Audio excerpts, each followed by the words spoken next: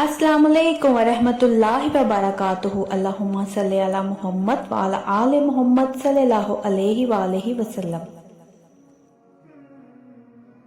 दरूद पाक वो खजाना है जो जिसके नसीब में आ जाए उसकी जिंदगी के अंदाज बदलने लगते हैं। ये सिर्फ अल्फाज नहीं होते बल्कि एक ऐसा ताल्लुक होता है जो बंदे को आहिस्ता आहिस्ता अपने रब के करीब ले जाता है और उसके मामलात में ऐसी बरकत डाल देता है जो आम आंख से नजर नहीं आती, लेकिन दिल जरूर महसूस करता है। बाज़ औक़ात इंसान को खुद भी अंदाजा नहीं होता कि वो किस नेमत में है, और जब ये नेमत कम होने लगती है तो फिर उसकी कदर का एहसास होता है।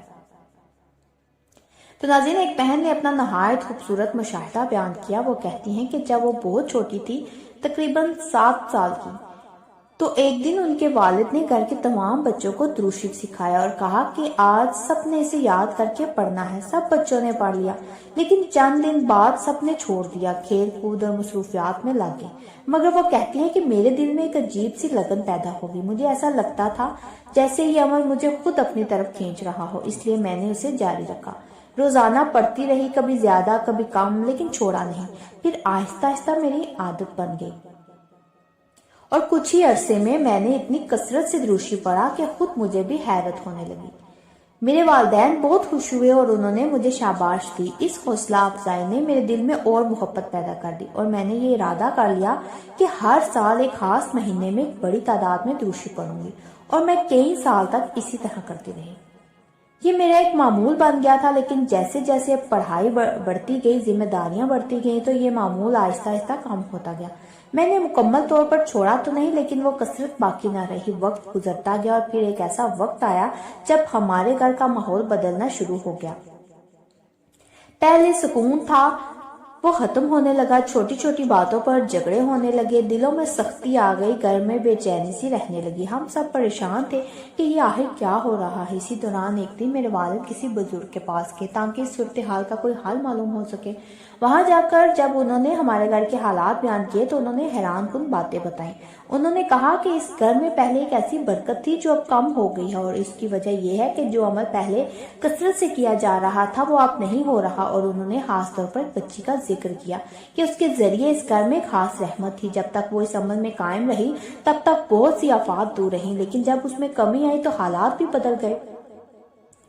ये सुनकर मेरे वालिद की आंखों में आंसू आ गए। वो आंसू दुख के नहीं बल्कि एक एहसास के थे, एक पहचान के थे। जब हमने कहाँ कमी कर दी, जब उन्होंने वापस आकर ये बातें हमें बताएं तो मेरे दिल पर जैसे एक दस्तक हुई। मुझे फौरन एहसास हुआ कि ये बात मेरे बारे में हो रही है, और मैंने दिल ही दिल में फैसला किया कि अब मैं दोबारा इस अमल को अपनी जिंदगी का हिस्सा बनाऊंगी, बल्कि पहले से भी ज्यादा मोहब्बत और तवज्जो के साथ। मैंने ये नियत की कि मैं ज्यादा तादाद में दुरूद शरीफ पढ़ूंगी और इसमें तकामत रखूंगी। शुरू में मुश्किल महसूस हुआ क्योंकि आदत खत्म हो चुकी थी, लेकिन आहिस्ता आहिस्ता दिल दोबारा मानूस होने लगा। और जैसे ही मैंने तसल्सल के साथ पढ़ना शुरू किया तो मैंने महसूस किया कि मेरे अंदर एक सुकून आ रहा है, एक इत्मीनान पैदा हो रहा है, और कुछ ही अरसे में घर के हालात भी बदलने लगे।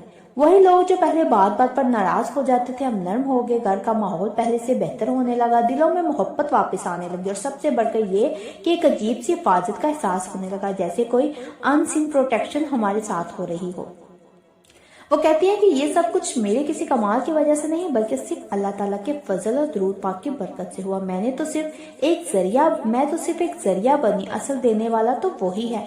और अब मैं ये समझ गई हूँ कि अगर हमें अपनी जिंदगी में सुकून चाहिए, बरकत चाहिए, हिफाजत चाहिए, तो हमें इस अमल को कभी नहीं छोड़ना चाहिए। सल्लल्लाहु अलैहि वसल्लम, ये हमें अपनी जुबान पर हर वक्त रखना चाहिए, चाहे आप कम पढ़े या ज्यादा पढ़े, लेकिन पढ़ना जरूर चाहिए। और यही हमें ऐसे नुकसानात से बचाता है जिनका हमें अंदाजा भी नहीं होता।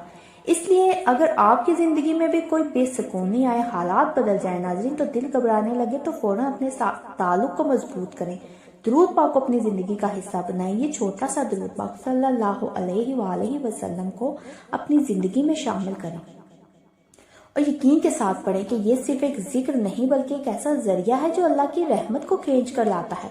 और जब अल्लाह की रहमत शामिल हो जाए तो फिर नामुमकिन भी मुमकिन बन जाता है, और इंसान हैरान रह जाता है कि इसके हालात कैसे बदल गए। और अल्लाह ताला हमें भी इस अमल की कदर करने की तौफीक अता फरमाए और हमें इस्तकामत नसीब फरमाए। आमीन सुम्मा आमीन या रब्बुल आलमीन।